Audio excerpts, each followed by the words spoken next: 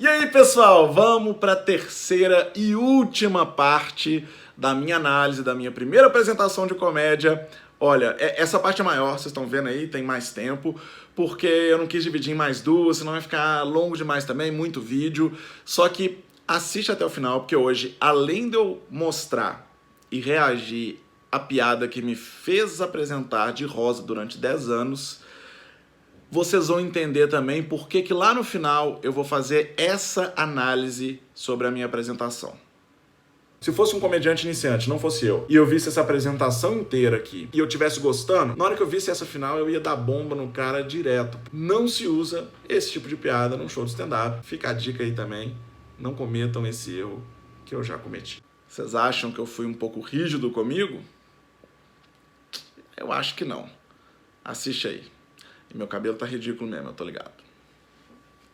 E eu continuo olhando pra mim. E não pra câmera. Iniciantes. Tava falando era da minha viadagem, da minha escolha profissional. Pra quê? Pra quê? Porque o que me deixava puto da vida, na época do colégio, era o sujeito que vinha falar que eu era viado porque ia fazer arquitetura. O cara não sabia nem escolher roupa sozinho. Ele ia sair de casa, tinha que pedir pra mamãe escolher a roupa dele. Não que o cara que não sabe escolher roupa seja viado, mas entre ele e eu, o viado é ele. E o pior, tinha uns caras que sempre que eles saíam sempre de rosa. Eles estavam sempre de blusa rosa. Aí o cara vinha me zoar. Por quê? Não, eu sei que vocês estão achando que eu vou fazer uma piadinha, mas não é nada disso que vocês estão pensando, gente. É que minha mãe escolheu a roupa pra mim. Não, mas o cara... Vamos lá. Mais piada aí com essa mesma premissa que eu já disse que é complicada, né? Mas a construção da piada ali era interessante. Qual que foi o objetivo aqui? Eu sou uma pessoa que sou muito rosa e eu fico muito rosa quando eu tô muito nervoso, quando eu tô tenso. Qualquer situação extrema. Eu tenho um negócio que chama rosácea aqui no corpo, que a bochecha fica realmente mais rosa em qualquer situação extrema. Muito frio, muito calor, nervosismo, enfim. Eu vou ficar rosa. Eu sabia que subindo ali eu ia estar nervoso, eu ia estar muito rosa, ia ter uma luz quente na minha cara, eu ia estar rosa. Então eu pensei, eu preciso fazer alguma piada com isso. E aí eu tive a ideia de ir de camisa rosa pra poder brincar com essa questão. E aí eu tenho toda a construção do texto, ainda vai ter o resto ali, não vou dar spoiler. Mas é que eu parto de uma premissa, a construção é interessante. Falar, eu tinha uns amigos que não sabiam nem escolher roupa, tinha que pedir pra mamãe escolher a roupa. Aí eu vou e falo, não que quem não sabe escolher roupa seja viado, mas entre eu e ele, pô, o cara vai falar que eu sou viado porque eu faço arquitetura, sendo que ele não sabe nem escolher roupa. E depois, no final, eu falo que foi minha mãe que escolheu a minha roupa. Ou seja, eu tô me colocando no mesmo lugar lá dos caras que eu tava criticando. Só que essa premissa, ela é muito nada a ver.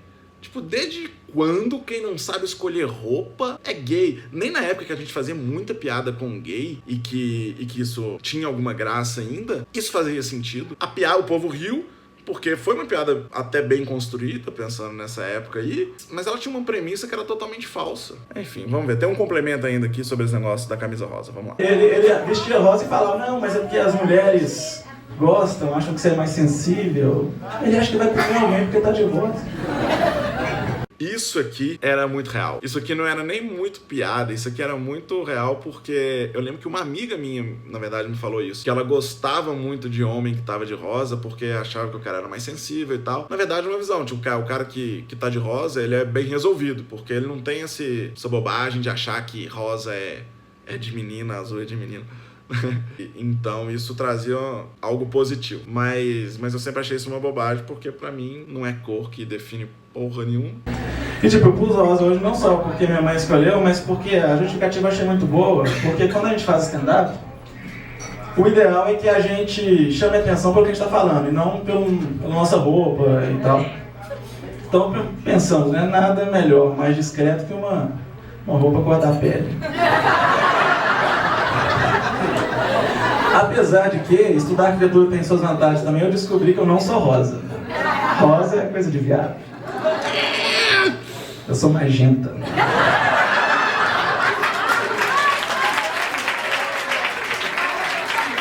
Vou pausar de novo aqui pra demonstrar minha revolta. A piada é boa, por um iniciante, tá, gente? Mas a piada era boa. Tipo assim, eu falando, eu não sou rosa. Eu estudei teoria das cores. Essa cor aqui não é rosa, isso aqui é magenta. Mas, pô, pra que o rosa é coisa de viado? Ok, eu entendo que dentro do contexto que eu tava dizendo ali, desde o início do show, eu tô dizendo, todo mundo me chama de viado porque eu faço arquitetura.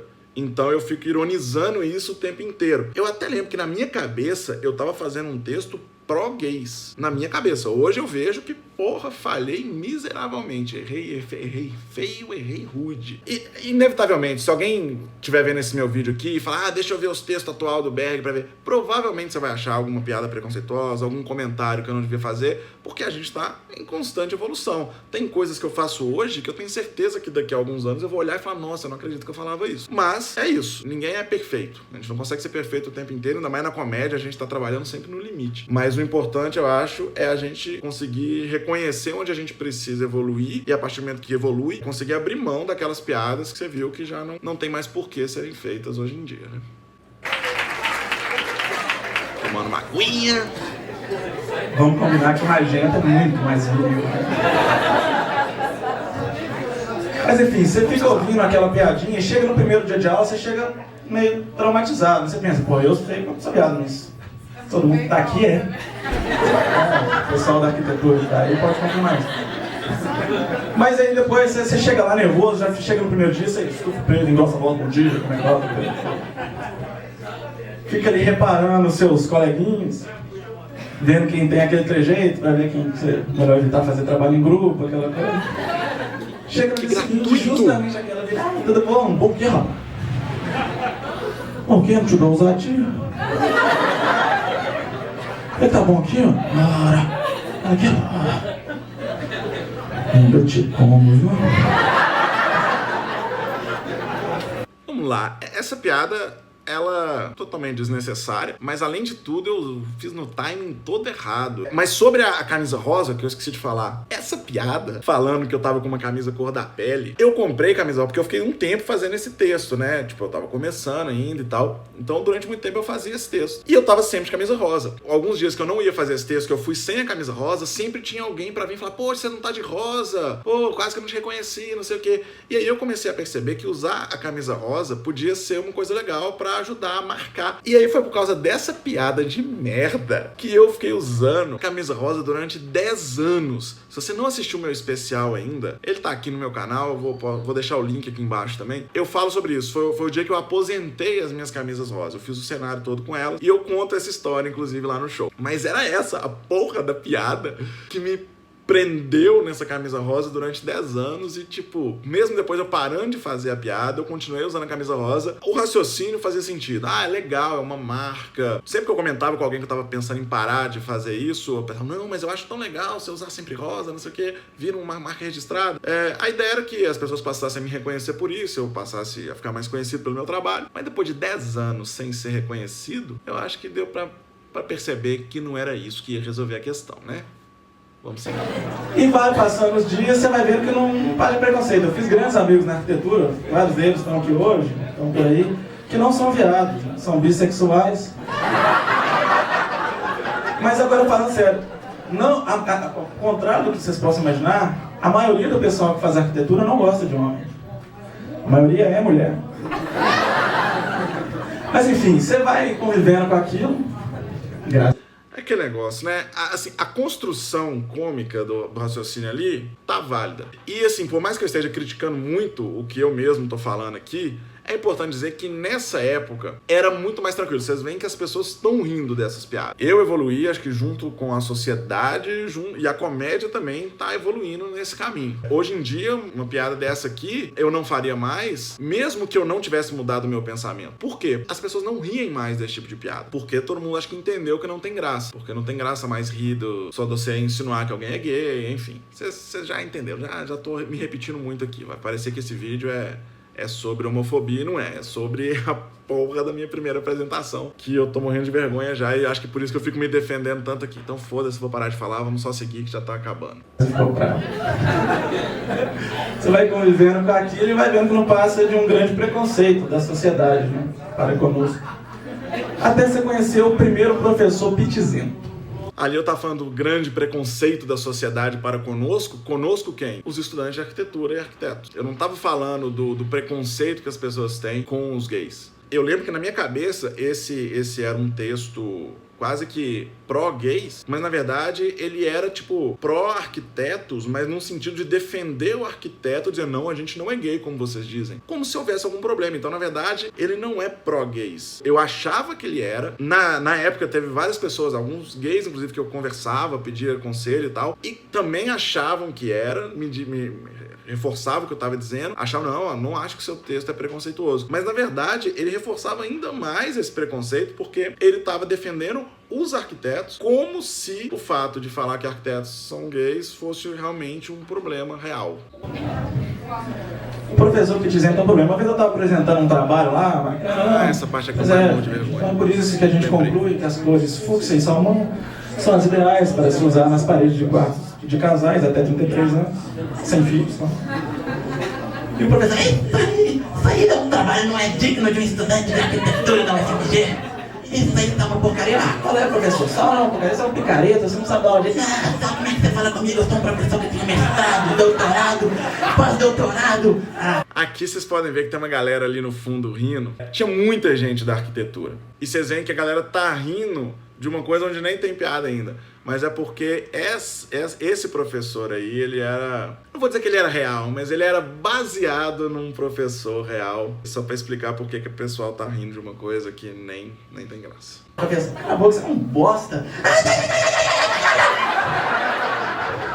Sai da minha sala, sai da minha sala, sai da minha sala. Pode sair, rapazinho, e não precisa mais voltar nesse semestre. Se eu tomo bomba, entendeu? Eu tomo bomba. Olha... Professor, vai tomar no meio do seu cu. Fora o timing péssimo.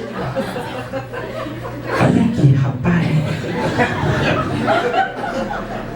Olha aqui, rapazinho. Eu já falei que o senhor tomou bomba. Não adianta agora vir querer me agradar.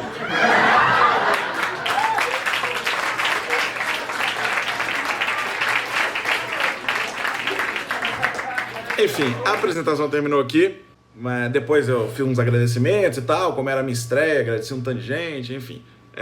Mas aqui foi o fim, a parte final das piadas. Eu acho que como ser humano, meus maiores erros dessa primeira apresentação foram em relação às piadas homofóbicas mesmo, várias piadas ali reforçando o estereótipo. Como um apresentador, um comunicador, tem muita coisa ali de timing, de embolar muitas palavras, não pronunciar direito, mas que ali eu me perdoo porque era a minha primeira vez, eu não fazia ideia, eu era um arquiteto nessa época, eu nunca imaginava ainda que eu poderia viver de comédia como eu vivo há 10 anos. Porra, todo mundo começa um dia e vai aprendendo. Mas o meu maior erro como humorista, igual eu falei, como ser humano a questão das piadas homofóbicas, mas como humorista, o meu maior erro, que é um erro que muita gente que começa na comédia também comete, é o de usar alguma piada que não foi você que criou. E eu finalizo a minha apresentação com essa piada. Agora não adianta querer vir me agradar, que é uma piada, anedota de salão, que eu já conhecia e que eu achei que encaixava muito bem e tinha tudo muito a ver com o meu texto e que não teria problema colocar. Tem problema.